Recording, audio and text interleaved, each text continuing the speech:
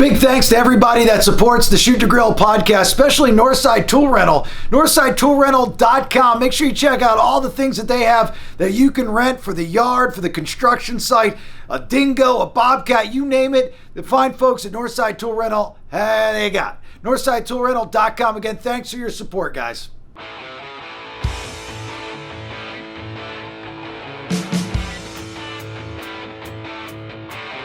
Shoot to grill, aim to chill. Too many cold ones, I need an Advil, yeah. Shoot to grill, I can't kill. So don't bring me nothing that's got chlorophyll, yeah.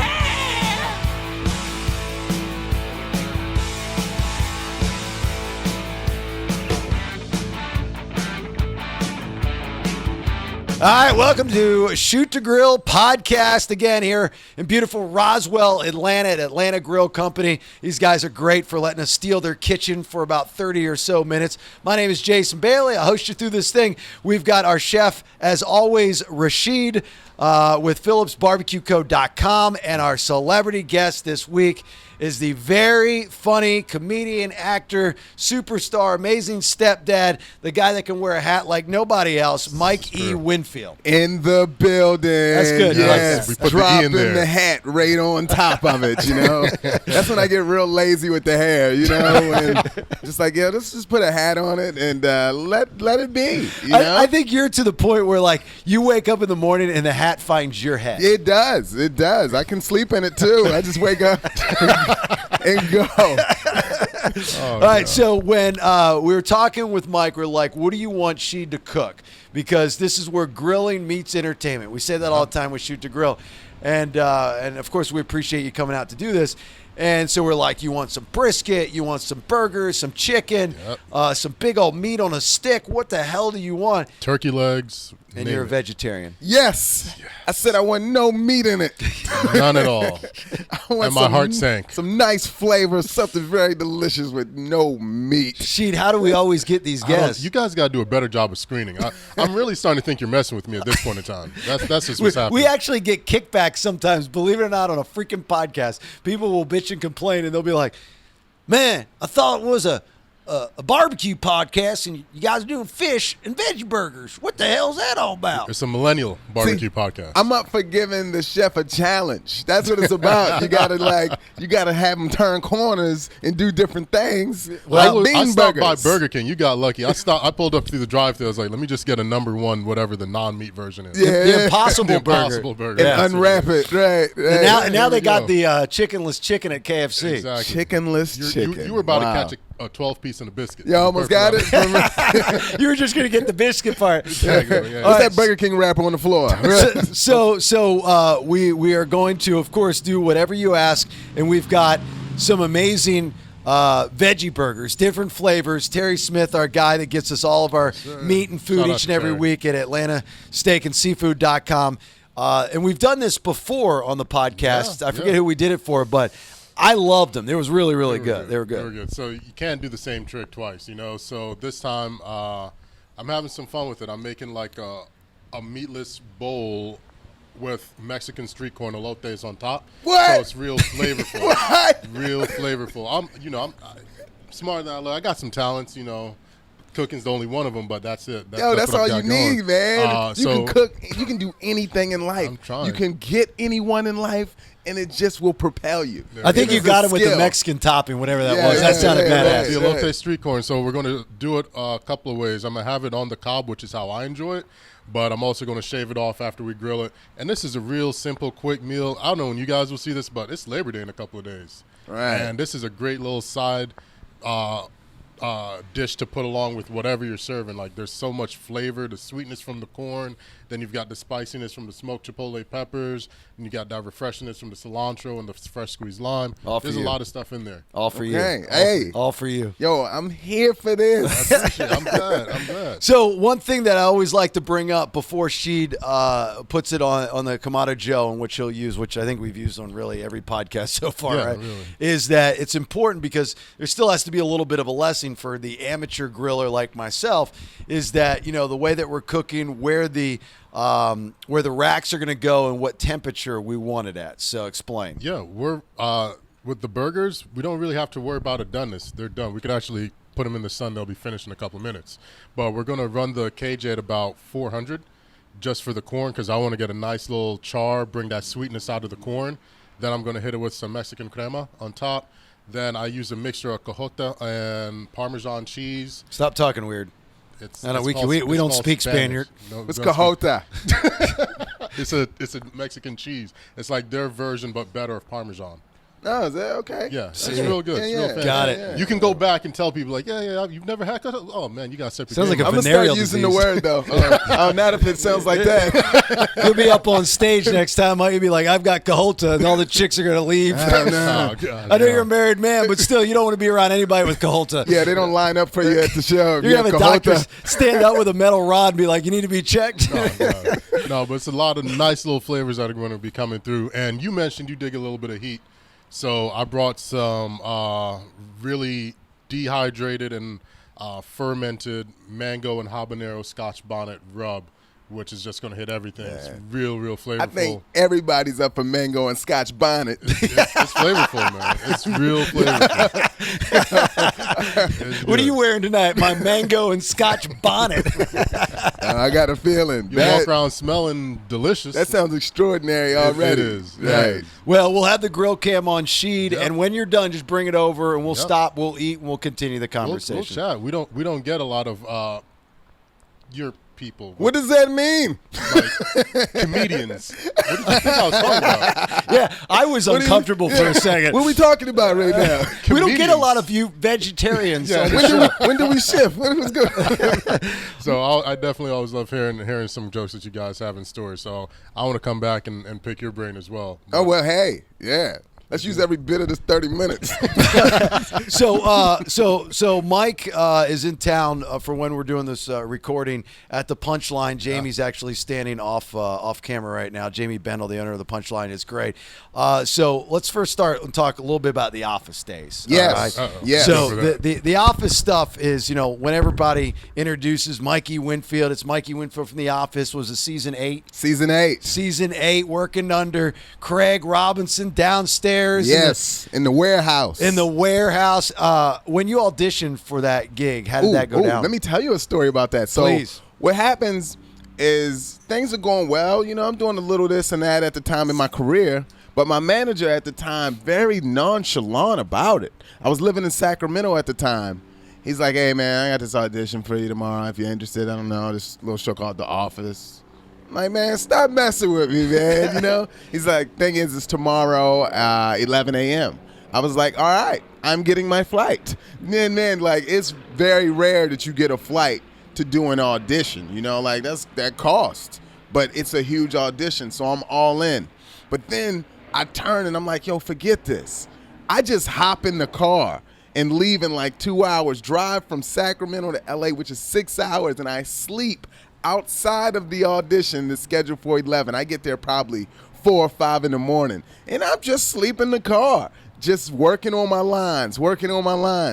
And when I go in, I think that's what helped me have a great audition. I had some element of drowsiness, some element of not trying to do too much to get in there and overdo it and just be the character that they gave me the sides of the script. And it felt good. It was a great audition, and this never happens. The following day, I get a call that I'm casted for 2 episodes of The Office. Never happens. Amazing. Well, it never happens with the follow-up call the next day. They never. I mean, it's great enough. Or when that you get no one big ever auditions. called you back. Yeah, you never get callbacks. You never get callbacks. But when you get callbacks, you do get them, but you don't get them the next day. Did they know that you camped out when you auditioned? Did you tell them that? No, that didn't come up at all. I just walked in there, just kind of little out of it. Yeah. But really dialed into the script. It was about 2-3 pages of script. And I was ready. I was You memorized just ready all that? for it. I did, but I was working with my wife, man. We was back and forth on the phone. I was going through, and I didn't have it like 100%. And I don't know if you always have to have it 100%. You just have to decide to be whatever this character is. And I felt him. That's I great. felt the character. Yeah, and that that right there, that gig with The Office, like I was saying, when you go and you do stand up, like here in Atlanta at the Punchline, or all these other projects, which we'll get into in a second, that's kind of helped. I mean, you were doing stuff before, but that was the big pop, right? It definitely was. And even today, as soon as people know and they're familiar with the Office credit, you get a percentage of people that show up just for that, just to see you in person, they've looked you up already based off the episodes of The Office. They're fanatics and they support, and that's great. And they will forever because the show's just getting this new resurgence. Yeah. It's popping. It's coming back, and it's fun. Oh, I go website brobible.com. They always have these chopped up highlights, or just somebody from the internet. They just kind of rehash them. But it is so weird, what was once old is now new kind of thing, that The Office and Friends, those are the two shows, two different generations of shows, but just for some reason are just as popular, I think, today watching on Netflix as they were when you was must-see TV. It's wild. Netflix paid about $100 million to keep Friends on their format. That's insane, man. And yes, same with The Office.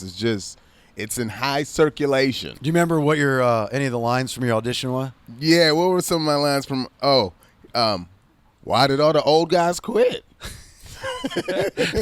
Nailed it. That was one of my lines. Oh no, look at this. This is what got cut out. I had a good line. It was me and Daryl, Craig Robinson.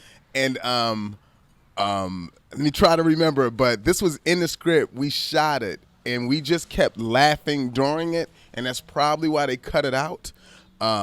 It was me, he was conducting, telling all the new employees what to do, and I had some notes, and I was like, I'll fill this out, but should I fill it out if there's, oh man, I'm blowing the line. But the whole line was like, yo, I'm not taking this if there's a drug test involved. Right. And that was my character. I hate it. I can't remember because man, that's what The Office was. It was well-crafted lines. Yeah. Every line meant something, which was great. And a lot of cadence too. Yeah. Oh, yeah. The Office, that awkward humor in which at first, like a lot of people, I didn't get it.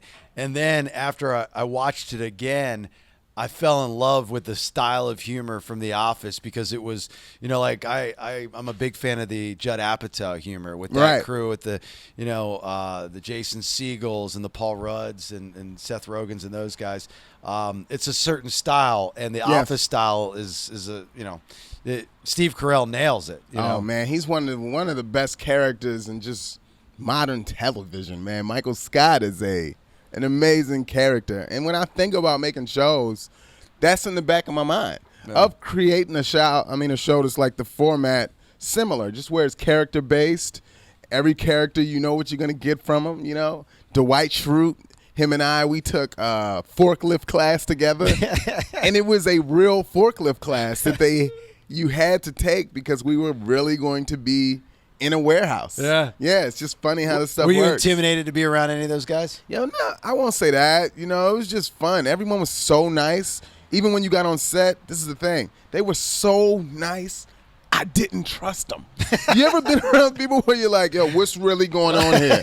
Why are you guys this nice right now? What's tell me. Yeah. Tell me. And they were so kind and so talented. Then you make it awkward. You're like, I don't believe you. Nah, come on. I'm not stupid. I'm not falling for this again. Right. I was on my defense. Have there been any other shows, big name shows, that you've auditioned and didn't make? Oh man, yeah. Brooklyn Nine-Nine. I almost was on New Girl. Yeah. I was almost the third character on New Girl. And what happened? You test for it. So you get to the final test, and it was down to 3 of us. I think it was Damon Wayans Jr., Bobby Lee, and me. Really? And I realized that you got to have a bigger name if you're going to get casted in certain roles, and that's what my goal has been even in the last couple of years. Raise your star, get in some stuff and create some buzz. And I feel like that's how things get casted. Right now, I lose most of my roles right now to Little Rel. Right now. Really? That's how it works. So I can't forget the other guy's name. But yeah, that's what happens. So it's all right, just make yourself important, man. Drop some comedy and have people talk about it. Well, the more you travel around, you do the stand-up stuff, and of course, you've got your stand-up special on Amazon Prime. Amazon Prime users, if you are a user, find it. Stepman, which is just based off of, and which is the best comedy in my opinion, your real life, because you are a stepdad to not a step boy, but he is a step man because the kid's like in his 20s. Exactly, because my wife is older. Yeah. She's not old. I never said she was old. She's just older than me. Seasoned. And me and my stepson, we close in age. So I call him Step Man. You know, this is a guy that walks around the house all day with his shirt off because he has chest hair and I don't, you know. So, and man, it makes for very relatable stories. I just talk about life. That's my favorite thing to do. Just kind of, you know, talk about the things we go through every day. And, I think it makes for great comedy. Did the wife ever say, look, Mike, can't do that. You can't talk about this. Oh, absolutely. She hates some of the jokes that she's in. She told me. She's like, why is it when you write jokes about me, they're negative? I'm like, you're absolutely right. You need to change. You know, like, oh, man. And on top of it, she hates that joke. So it doesn't stop. But that's what we do. Comedians live. We live, and then, you know, we create. And that's how you make the good stuff, is by living and creating. But they got to be a special type of woman from the radio side of things. You know, I've had to cut some loose because they just didn't get it.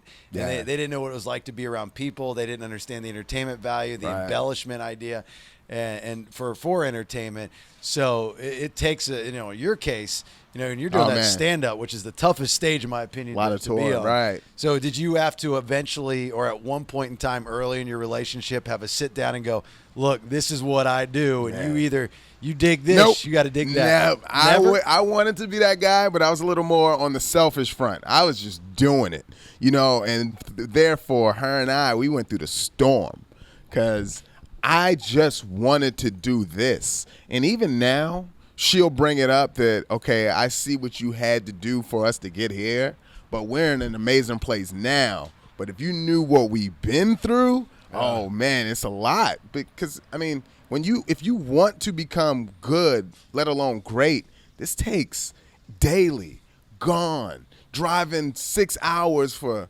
$75, you know, because you just have to perform. You can't, there's no cheating this. Yeah. There's no getting great by just like, hey, I'm just good now. You have to put in the work. She a Baltimore girl? That's where you're... No, actually, I met her. She's from L.A., and I met her in Sacramento. Okay. So living in Sacramento, but she's from L.A. and those Marylanders. Oh man, I'm a Marylander. Oh, are you? My wife's a Marylander. Are you really? Oh yeah. Oh man, look at that. Who knew? Severna Park. My wife's a Salisbury girl. Yeah. You know, look at that. I'm gonna be in Salisbury November, but I'm Baltimore. I miss Baltimore. I haven't been shot at in a long time, man. I'm not asking for it either.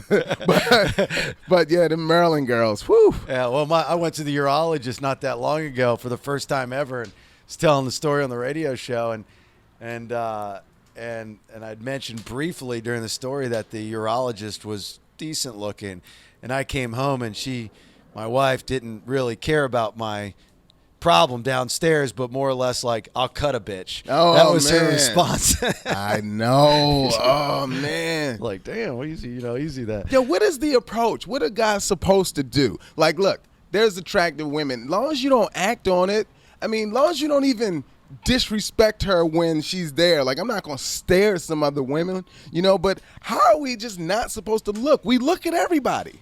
Yeah, we look at guys. I think in this case with the urologist, when she checked my prostate, she felt like we had a thing. Well, that is a little much. Yeah, right. I mean, she had her hand down there. She had me at sign here. Yeah, you can't compliment her.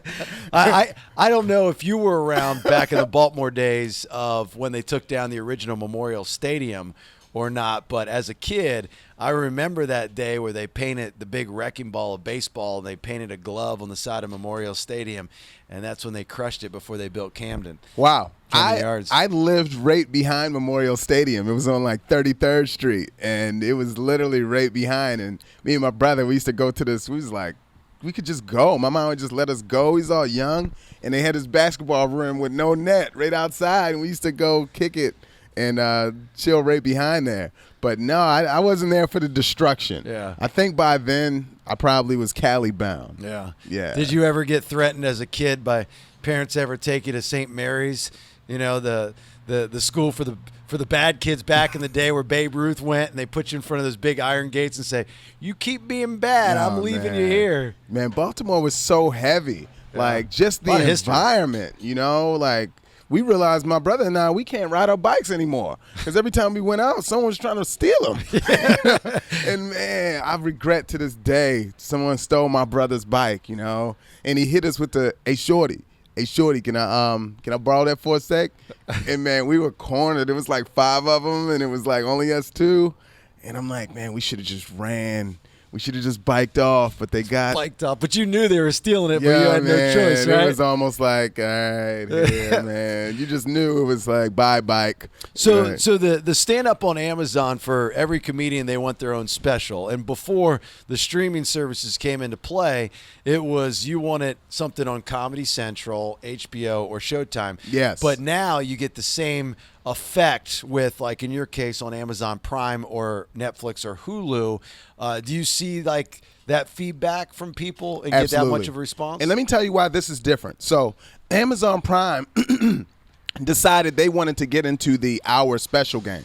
So what they did is they purchased 8 comedy specials, and they're calling them Amazon Originals. So Jim Gaffigan was the first release. Then you had Alonzo Bowden, myself, I Mom So Hard. These are some Allison Wetterland, and I don't know all 8, but they purchased these specials, and they're releasing them as originals. And what's happening now, yes, with it being on there, the format of streaming, people can watch whenever they want. That's today's television. Oh, yeah. People aren't going for, I'm going to be there Tuesday at 8. Yeah. No one's watching that special. Yeah. They want it at their disposal when they can. And so, yes, I'm getting feedback. And now it's starting to happen for the first time.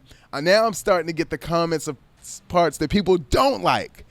So this is great. I mean, it's great. It's you like it when people tell you the part they don't like about your stand-up special? I love it all because I know what I do. Like, I found my lane of comedy. I'm comfortable. I'm proud of it, you know? So it's good to hear, like, everything. And I get quoted a lot, too. There's stuff that, I love this line and I love that line. And then there's people like, I didn't like when you said this about women. It's just not fair. I'm like, oh. But you're a PG-13 comic for the most part, but you get a little, Oh, man. Here's the thing. Yes, I'm like, they've been calling me almost family friendly. almost PG-13. Almost. Yeah. But I want the masses, man. Like, I want everyone to be able to come in and enjoy a comedy show. But I do just say what I want, too. So sometimes, maybe it does go blue. But that's humans. Maybe when you do the PG-13 from now on, Mike, you do like quotation marks around Yeah. it. It'll be like the first person to do quote PG-13. Yeah. Quote, like, no one's kinda. done that. Yeah, right. Nobody's done that. No one's done that. So, so no one's, like, surprised. I don't need people walking out because, there's language. But, I'm not there to hurt anyone. It's just comedy. That's all it is. It's stand-up. Do you get other comics that pros and cons with your stuff? No, comics are great, man. I ran my set in front of comics that I trusted, before I even shot it. And, they gave notes. They were like, consider this, consider that. And that's just something we do for fun, But now that it's out, I'm getting comics that I haven't talked to in years, and they're like giving me great reviews. Peer review is great. You know why? Because they want you to. They want Plug to them. They want you. Want me to hook them up with a special? Yeah. I wish I had that power. I do not. Yeah, they want that the next Stepman Part 2 Yeah, with they friends. do. Yeah, they do. Right. I would like to do that one day, I've always been a guy trying to put on, like, people, that don't always get certain opportunities. And that'd be cool one day if I could do Mikey Winfield and Friends and put some of my, like, favorite comics that need exposure, Who'd you have on there? Man, that's a good question. I got to get my list together. What would it be called? Like, you have the blue collar comedy tour, Foxworthy, Larry, the Cable Guy, and Ron White, and those guys. And then you had Steve Byrne did that, like, Asian Korean kind of whatever he called it, and I love Steve to death. Sorry, Steve, I forgot the name of it. So what would and then you have the Kings of Comedy. Right. You know. These would be the most interesting comics. Because this is what I hate about stand-up right now. I feel like they're pushing other agendas. They're pushing, like, opinions and whereas people aren't developed. Like, that's what made comedy is because we were laughing. Yeah. You know, it was funny. But now, like, with some getting exposure too soon, all you get is the opinion and not the jokes. Like, I want to learn, that's great, but I'd rather laugh. Like, when you come to my show, you're going to laugh. I might say something with a valid point, but I'd rather you just belly over, even if it was something stupid. Because that's what comedy is, fun, laugh. To me, it's the escape. It's getting away from stuff for like an hour or however long. Do you think some of these comics get caught up in their own head and, you know, like especially with the climate that we're in now, you know, with politics and that, and it's like their therapy to get up on stage and voice their opinion, you know, kind of like when people do it on social media. No one ever wins a Facebook argument. Yeah, you know, everyone thinks they're reinventing the wheel, you know, and they just coming out and, you know, let me play along with this, what's going on. I just feel like everyone needs to find their lane. Yeah. Find whatever it is that you do and do that the most, and basically. Well, who did you have? You said that you had some of the comics before you finished up your comedy special for Amazon Prime. Who did you have come out and give you notes? Who gave me notes, man? I got a buddy. I got buddies from Sacramento, Ray Molina. I got buddies from Minneapolis, Cy Amundsen. Sacramento again, Kyrie Shabazz, Lance Woods. A bunch of those guys came. Who else? Did you have them in one night or just separate nights? No, it was over because what happens when you get a special, you got to run that thing. You got to run it as much as you can. And when I found out I got it, here's another thing. This is why I'm so grateful from the reviews. I had 3 weeks. Normally, I feel like once you build your star, you know you're going to do this and you get more time. I had 3 weeks to say, all right, I'm putting together an hour. And I just went 100% full, just put that thing in drive and just went. And, yeah. Did they pay for the production? Yeah. They covered production, and it looks beautiful. Because I've seen some comics, they're like, look, we're shooting for a comedy special tonight. It's my friend Teddy. That's my friend Freddie. That's my girl Betsy. Right. And they got like their cameras out or their phones out. They're like, we're shooting for a special. We're hoping to get it aired on UPN 88, the Ocho. You know, it's like, okay. So they took care of it. They came to you, and you were part of this originals thing. No, absolutely. Yeah, they came to us, and when you see it, it's in a nice theater. You know, the lighting is great. Yeah. The energy from the crowd. The energy was kind of interesting if you go and really pay attention to the crowd's energy. But Where'd you shoot it at? What city? Glendale. So northern L.A. And where would you have liked to have shot it at? No, I like L.A. Yeah. I like L.A. I would shoot in Baltimore, Sacramento. There's a ton of places that I just love. Minneapolis, there's a ton of places that I would love to shoot it. Atlanta, you know, it's just wherever you get the good crowd and where people know you. Well, there's some cities that don't laugh as much as other cities. No, absolutely. Especially with the humor. Yeah. I feel like sometimes I'm like a middle of the state kind of guy. Sometimes I feel like I'm like blue collar, you know? Just hang out in Iowa. Yeah. It's like Mikey Winfield in Iowa all the time. I think I connect with So you got that. Of course, you got the office that you can at least put food on the table with some residual checks there. Yes. You got a couple movies and other projects that you've done. One in particular, the one on Netflix with DMX. Right. So, no, that one is on demand. And that movie is with DMX, Keke Palmer. The title is Pimp. It is about lesbian pimping. Are you a lesbian pimp in this movie? And it's a drama. No, but I'm her friend. I play her best friend, and it's fun to talk about this film because I'm in it all the way through it. Like, there's movies where I just got the cameo or I pop in for a second. I'm like an actual character, and it's not what people think. It's not all laughy and funny and jokey. It's like this guy that's, part of the whole plot. Yeah. And, so much fun. Well, people look at DMX, too, and they're like, does he just walk around and up in here? But DMX is actually a really good actor. He was in that, that movie with Steven Seagal. Yeah, he was. Cradle to the was that and one? Arthur Anderson. Yeah, You know? right. You know, and it was actually really good. DMX is like, he even did a movie. I think it was Top 5 with Chris Rock. He just had a little cameo, but he is great behind the camera when it comes to, acting. He puts it together, man. They know him. Yeah. I guess the camera people, the producers, they know what to do to always get the best out of this guy. Yeah, he's had a rough run the last couple years. The guy deserves a little something on the Yeah, side, don't you think? Yeah, he's iconic though, man. I think he could still tour and sell just thousands of seats, man. I think he just has that base. Go back to the comedy special before. I wanted to ask you this. Oh, yeah. Favorite all-time comedy special that's been done? Easy. Mr. P from Patrice O'Neal. The meats on the Shoot to Grill podcast are amazing thanks to Terry and Atlanta Steaks and Seafood.com. You got to have good meat. You got to grill it up. You got to have the best in the business. That's what Terry has. So wherever you're at, he can ship it to you or drop it off. Atlanta Steaks and Seafood.com. Thanks, Terry.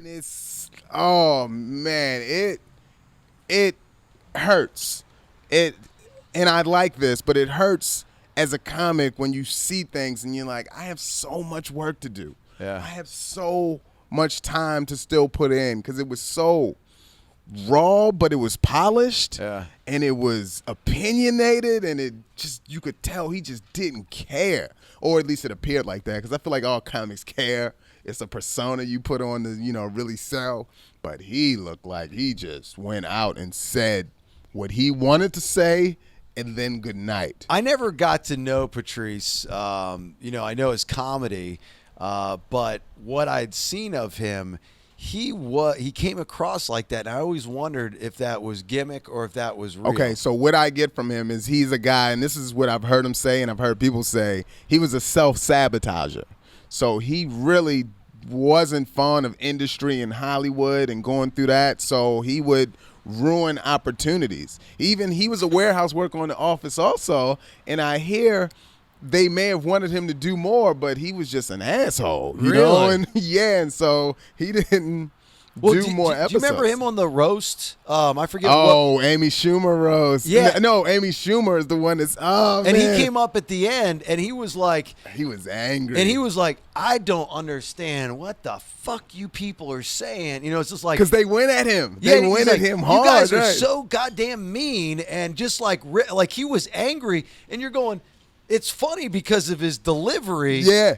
And then you're like, is he being serious or is he not being serious? Oh, man. And that was great. I would hear him when he would be on, the Opie and Anthony. Yeah, right. he was always on O&A, and they were buddies, with him. And like I said, this side of as a radio guy, I never interviewed him, never met him, but I was always so curious. And it's weird, when somebody passes, the legacy, you always have so many questions. Yeah. Unless right. you knew the guy and Right. you knew the answers, you're like, was he really like that? Was he not like that? And now you have this form of what his comedy was, but you probably wouldn't have come to that conclusion if you were still here. You know what I mean? Yeah, that's interesting. Right. And I for him, I don't see it so much as a persona. And I met him. He just looked like he had a lot of darkness inside of him. He was angry about something. Yeah, he was angry, and he was voicing it, and I like that. Mm-hmm. I feel like sometimes it takes that passion inside to really dig into a bit and really pull out the substance and the juice, I write my best, and I hate to say this out loud, though, when me and my wife are going through it. Because I have real emotions, and I have feelings, and I'm upset, and that's when I really detail and dig into jokes. You're like the grunge comic. Yo, You're like the Kurt Cobain of comedy. Yeah, man, it's sick, man. It's like, what am I doing? Am I like self-sabotaging my relationship for the sake of humor? Because I love comedy. I thought you would have said, obviously, the go-tos. Eddie Murphy Raw is an all-time favorite. Right. That bit with the house burger is just one of the funniest things ever said out loud forever and ever. Of course, Richard Pryor's stuff, Sam Kinison, always really good. A second for me might be like Chris Rock's Bring the Pain. Yeah. It's one of those ones, even when I go back and watch it, he just had, you want to talk about cadence. He just had a delivery. But he had such great, look at delivery. But no, his punchlines were amazing. Look at this. Sheed. Look at that. Hey, man, yeah. What do we do with this? Is there a bun or something, or how do we eat this? Nah, man, this He's is got forks. these are forks and hands. This is like a meal. This was not what I expected. This looks great. Oh, you got to sit down, Sheed, and to explain this to us again.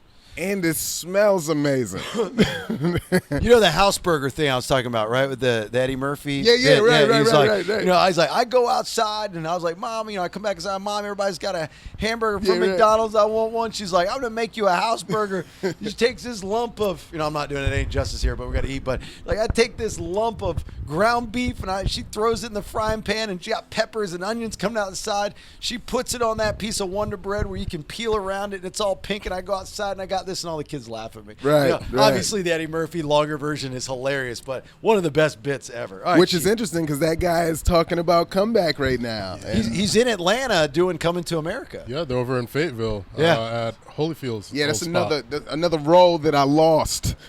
Really? I had Hey, a man. feeling. To I didn't who? want to ask you because I was like, the white guy being racist is kind of a black movie. Ask the Man. black guy if he was in it. Well, I I mean, you got got the the black guy audition, doing all the man. cooking, so Look, we're halfway there. if my special, this same exact one, would have came out a year ago, Yeah. I would be in Coming to America right now. Really? That's Man. what I believe wholeheartedly. What did you audition for? I don't know if I'm supposed to plot spoil, but the main character. So he's not the Okay. main character No, anymore? Eddie Murphy obviously is, I'm but sure there's he's got a somebody in there. side story to it. Okay. About him and his wife and children and stuff You would have like been that. his son. Yeah, possibly. I'm assuming. Let's Yeah. just say something Okay. like that. I'm assuming. Yeah, right. So, right. so who got it? You can say who that. got it? Jermaine Fowler. Who's that? He was on Superior Burgers. He's a Actor? comedian. He's a comedian. Yeah. Yeah. He's a funny guy. He's actually from Maryland too. Really? I think Northern Maryland actually. Hey, nothing wrong with Maryland. I was over in, grew up in Laurel, shifted over to Columbia. Hey man, I Prince lived George in County, Columbia yeah, for you like know. 2 years, man. Exactly. I went to Wild Lake. Oh, word? What you know about it? I want to Owen Brown. Yeah, man. Owen Brown look at that. went over to Long Man, Reach. this is a Yeah. When are crazy we going to small grill some world. blue crabs? Hey, That's what you we got got a to guy? do. I know you got a man. guy because I saw the Instagram photos of the blue crabs Oh, that you got shipped. There's That a hurts. video I put on IGTV of me telling people how to properly eat blue crabs. This was months ago, and I was just having some fun. So we were having a crab feast at the house. Oh, man, that's the we would do in best. Maryland, and I have never seen so many mean comments to me in my entire life of America, dude. These people were like, "This guy's a douche. He doesn't know how to eat crabs." I mean, like, Oh, people- yeah. The general They'll go public at are you. assholes. Oh, my God. very They'll go true. at you about like how you're supposed to Everything. eat crabs, man. That's one of the things I miss, man. Like going vegetarian is giving up seafood, especially growing up in Maryland. You could do shrimp, scallops. Nah, man. You're not vegan. I know, man. It's what it does to my system, man. It's one of, I see. I it's understand. one of those things. So I had to give it all all right, up. Sheed, walk us through this, brother. See, you guys get to eat, and I got to talk. All right. No, I'll Yeah. wait for you. Tell us No, about this. so for you guys who watched, hopefully checked out the grill cam. We've got a mixture of various meatless buns. We've got black bean, tomato basil. We've got veggie, grilled, hit with some of that mango habanero that I talked about earlier, some olive oil. Charred up the corn real nice. Hit it with some Mexican crema. Then hit it with that cotija cheese. I use my 50-50 blend of that cheese and Parmesan. Hit it with some smoked chipotle, some fresh lime juice, cilantro on top. It's refreshing, and it's like you'll get through that bowl, and you're like, I feel like I just had a heavy meal. You know what I hate? Every time I watch a cooking show, before they even take their first bite, they're like, "Oh, this is good." Yeah. Before they even take a bite, yo, this is really good, man. You're like doing the same thing. Yo, man, if I could eat this every day now for like the next 3 weeks, my life is good. I can send you my resume. Yo, man. I've got a list does of this. references. Is that You know, right? You don't treat With me every right on guest. the Yo, show. man, everyone needs I need you to this. appreciate me. That's what I need, Jen. I They need you to appreciate me. this in their life. And this is healthy. It is. This particular meal is extra healthy. It's real healthy right now. You can get down, and you're like, I can't believe like 2/3 of that was just various forms of corn. Wow. Yeah. This is impressive. You've got Appreciate that, bro. Okay, so I was expecting like a burger, but you took the patty, Oh yeah, made it a bowl, and and with the corn and all that stuff you put in. I hope you guys watch the grill cam, and of course you'll see the recipe on the website, shoottogrillpodcast.com. She puts all his stuff up there. So this is great. This is actually, Sheed, really cool because this is definitely something totally different than we've ever done on any of the seasons of the show. This is great. I got to keep it interesting, man. Yeah, people are watching. Fantastic. They don't want to see the same thing. Yo, that cream blend, whatever that is, put that on everything. Dude, man, that's very, yo, it really does something. It looks like it elevates it. Like, it would already be good without it. Yeah. But when you put it on, it just sets it off. Thank you, man. I appreciate that. Do you cook for yourself at the house, or does the wife? She cooks the most. Is she vegan or vegetarian She's as well? vegetarian, too. She got him into it. She started it. The same thing? She started it. Here's the thing. Stepman is in the house because that's all we do. But outside the house, he just goes out and just throws trash in his system. I mean, he eats garbage. And he's reflecting it. That's why he looks older than me. He's not supposed to. He's not supposed to look older than me, but he puts so much garbage. He just eats out all the time and just, you could just tell he's just not taking care of himself. We're trying. We're like, yo, man. I mean, you can eat out, but there's ways to even eat out. So I got to ask, because Jason mentioned something earlier. I was back there working while you guys had fun. You don't have fun at work? Oh, I do. I actually love this. No, man, I'm joking. Go. You mentioned your top comedy special, but I always want to find out from comedians, who would be on your Mount Rushmore of comedians? A top 4 of comedians. Yes, sir. They got to chisel them out. Who do you got up there? No particular order. All right, great. No particular order. No particular order. Yeah, man. And let me tell you, I'm a super fan, so this changes a lot.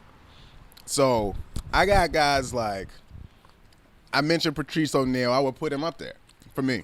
Okay. Chris Rock, one of the first ones I seen. Martin. Oh, man. Cat Williams. I'm a super Cat Williams fan. That guy's a dick. Yo, man, I love his comedy. That guy's a dick. What he does off stage, it's all clout. He's doing for numbers. He came on the radio show and said he wanted to fight me. No. Isn't that right, Nate? Didn't Cat Williams come on the radio show and say he wanted to fight me? Yeah. Wow. What? That happened. Yeah, I would beat that dude's ass. I would hate him too, but Yeah. man, he's had some great specials. Because he got in a fight with the soccer kids here in Atlanta. Did he? Yeah, and so when he came on the radio show, I was talking about, of course, because it's topical, and he said something. I don't know what he said. He's like, "I'd fight you too," or something. I was like, "Dude, you scrawny, cracked out son of a bitch! I'd whip that ass." That's the problem, man. Drugs. Drugs are the creation of some of the greatest pieces of art, but it also will kill people. You know, Pryor may not have been as hilarious. Richard Pryor. Yeah, he's back to the Mount Rushmore. Like, Pryor is just one of those guys that had this balance of talent, charisma, like everything you want from a comic, the realness. The pipe is talking to you. Like, to bring that, how do you bring a pipe to life and you're just there like, man, yeah. I wonder if there's anything else talking to him. Like, his stand-up was hilarious. You want to know something really cool about Richard Pryor? We've actually talked to his first kid and his daughter, Rain, before. Mm-hmm. And she's really sweet. But if you see any of the documentaries about, you go back to like Blazing Saddles and stuff like that. And, you know, during the time, of course, you know, you got this black comic that's kind of on a standalone thing, doing certain roles in the 70s going into the 80s and trying to get rid of that stereotype, and then meeting up with Gene Wilder, and that comedy duo was the comedy duo in the 80s and stuff. The Kobe and Shaka comedy. Right, but you look at what he did and how he stood up for himself in some of his roles and some of the lines in the roles. You know, he did the roles, but some of the lines in the roles and why he did it, the guy was brilliant beyond his time. And it's kind of going back to the Patrice thing. Patrice thing is like, you don't realize it until way after the fact. And that sucks that we don't see it when it happens. Yeah. Right. You know what I mean? But the guy was brilliant and did a lot for the race relations as far as people in that spot in that business for that time. You can tell in his interviews. And that's when you can really learn a lot about, I mean, really the intelligence of a guy or what he's doing for, like, social movements. Yeah. And Pryor was definitely one of those guys that was saying and doing way more for comedy than just performing. His comedy hour that he had with Robin Williams and everyone, the Back to Africa fun skit is still one of the best bits in my mind, where he's doing a telemarketing telethon and the lines are dead. And then he's like, all right, we've just got news that we're changing this to the Back to Africa Fund. and the lines blow up, and the fun is done in like 2 minutes. Like, all right, we're all gone, and all the black people just leave the set.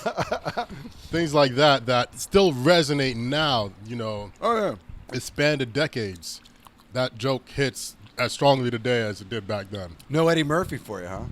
Hey man, this is what I love It's about 'cause you Eddie didn't Murphy. get the Coming to America part. That's probably. it. That's why I'm not cool with him anymore. gotcha. But man, what I respect the most about a guy like Eddie Murphy is he's so confident in his talent that he was able to bring up some of the greatest comics that we respect today around him and not be insecure like a whole bunch of comedians can be.